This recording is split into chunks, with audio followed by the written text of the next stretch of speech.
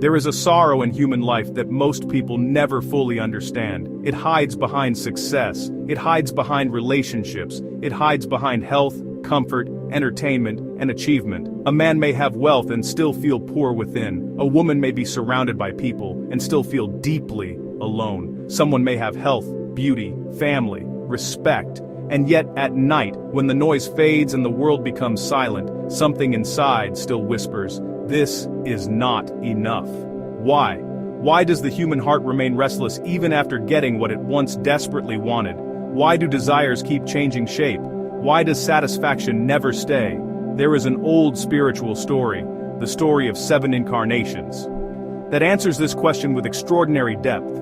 It is not merely a story about rebirth, it is a story about the soul, about desire, about illusion, about suffering, and about the final discovery that nothing in this world can fully satisfy us until we seek the one for whom the soul was made. This is that story. In one lifetime, there lived a great yogi. He was not an ordinary man. He was deeply spiritual. He was rich, disciplined, devoted. He had walked far on the path. Most people looking at him from outside would have thought, this man has everything. But human beings judge life by appearances, and appearances often lie.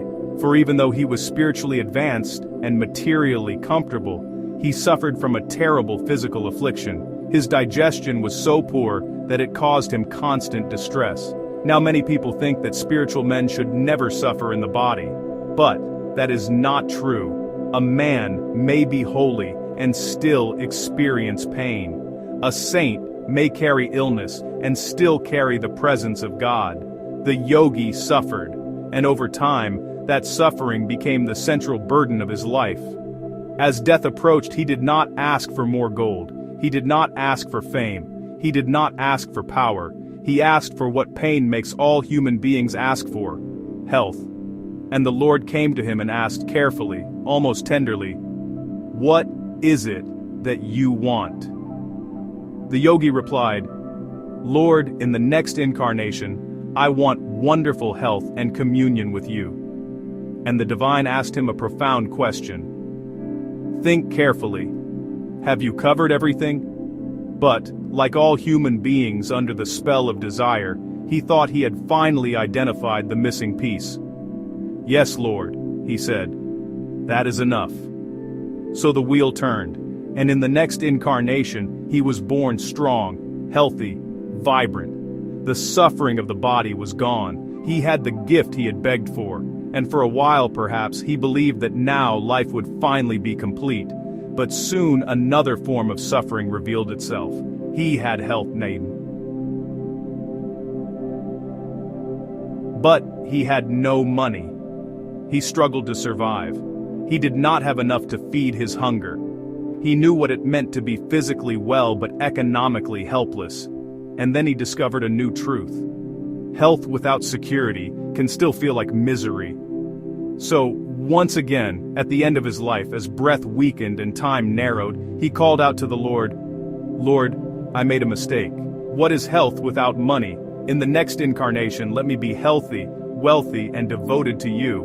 And once more the divine asked, "Have you covered everything?" Again he answered with confidence, "Yes, Lord."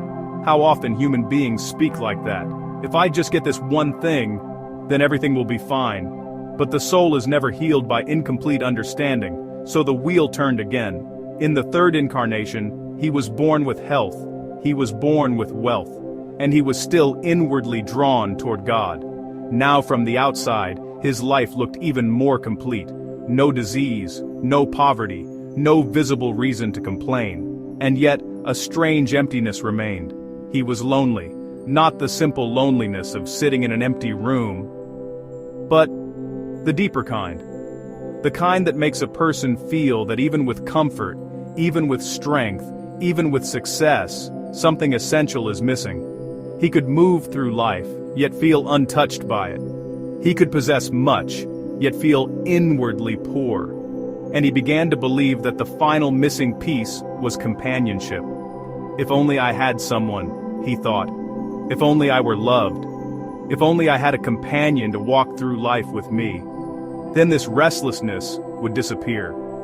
So once more he prayed at death, "Lord, In the next incarnation, give me health, wealth, devotion, and a companion. Again came the question, have you covered everything? And again came the answer, yes, Lord. This time, I know. But desire always thinks it has become wiser simply because it has become more detailed. So the next incarnation began. This time, he was born into health, wealth, and relationship. He had a wife. At last, everything seemed to be in place, and perhaps for a little while, he imagined that this was the answer, but life teaches by breaking illusions. The companion he had longed for became a source of suffering. There was conflict, tension, emotional exhaustion.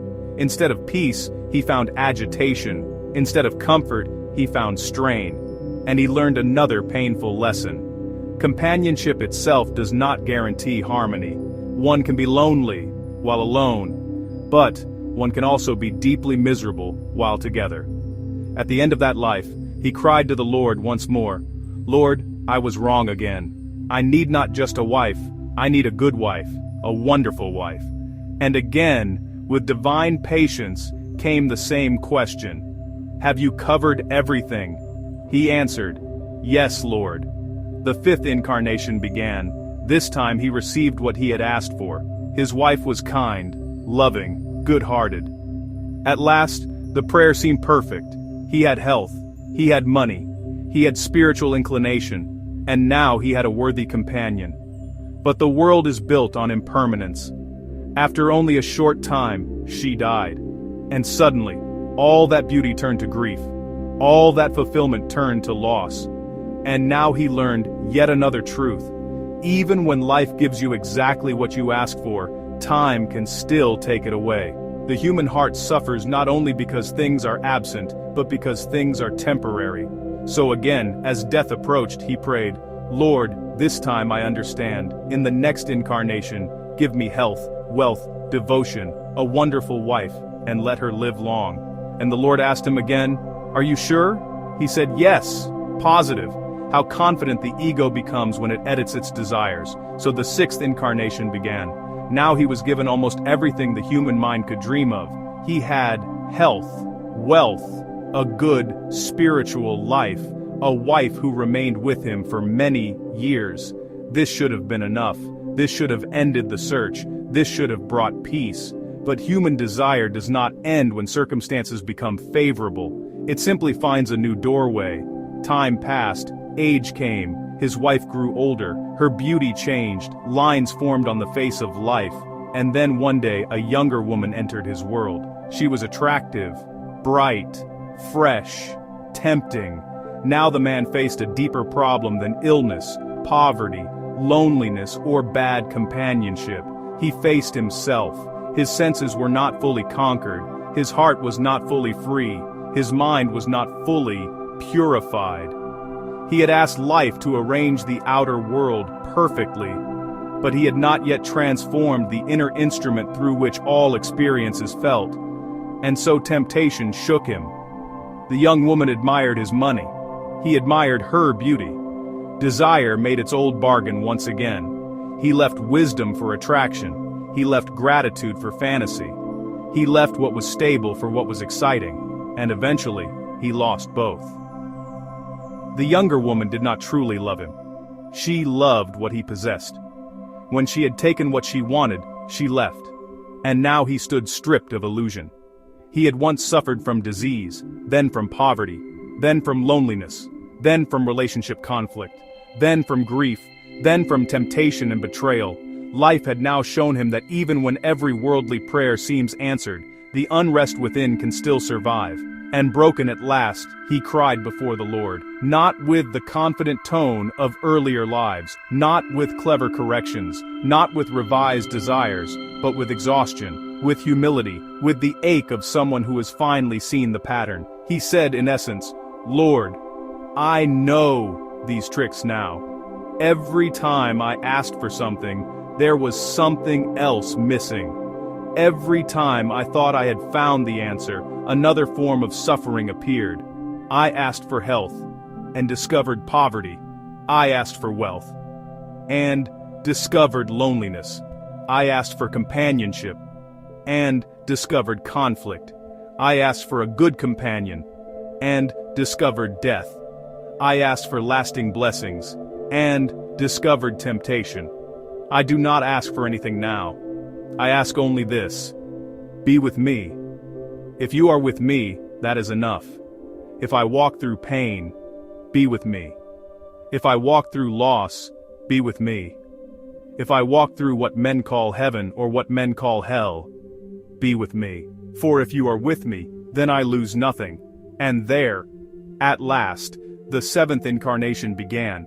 Not merely another birth in a physical body, but the birth of wisdom, the birth of surrender, the birth of true understanding, the birth in which the soul finally sees that it was never meant to be satisfied by health alone, or money alone, or romance alone, or security alone, or beauty alone, or even a perfectly arranged life.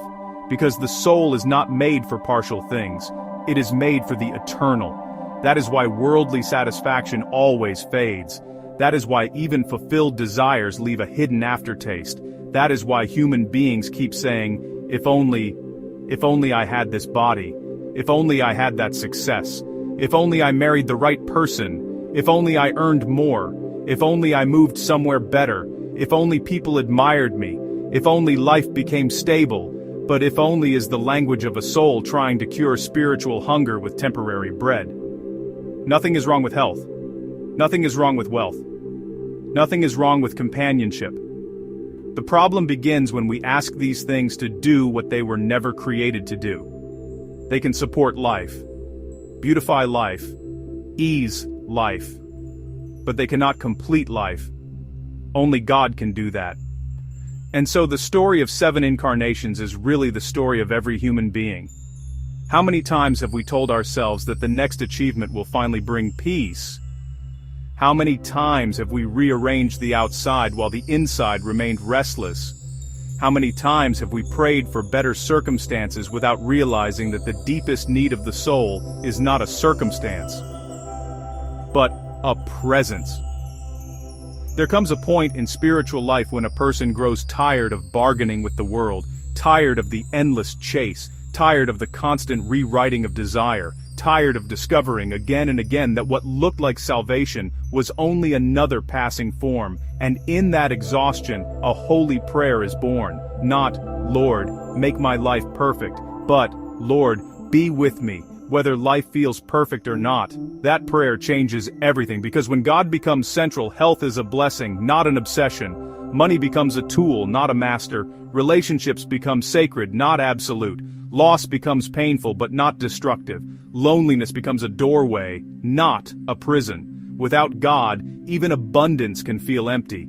With God, even difficulty can carry peace. That is the final truth of the story. The 7th incarnation begins when the soul stops asking, "What else do I need from life?" and starts asking, "How can I remain with the divine?" That is when the search ends. That is when wisdom begins.